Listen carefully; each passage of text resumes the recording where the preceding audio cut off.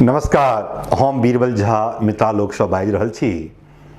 संदर्भ अछि हम मिथिलावासी प्रत्येक साल देवघर जाइ छी, भोलेनाथ के दर्शन करै छी, बाबा बैद्यनाथ सँ आशीर्वचन लै छी, सुल्तानगंज सँ अपने जल भरि के ओहिठाम जाइ छियै।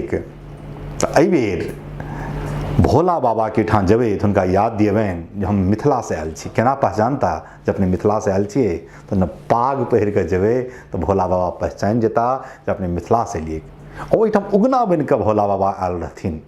याद हैत, अपने पर विशेष कृपा हैत। अपने से आग्रह है जे भोला बाबा के सब गोटा मिलकर याद दियबियनि, स्मरण में अनियनि जे हम सब मिथिलावासी छी, पाग हमर पहचान अछि।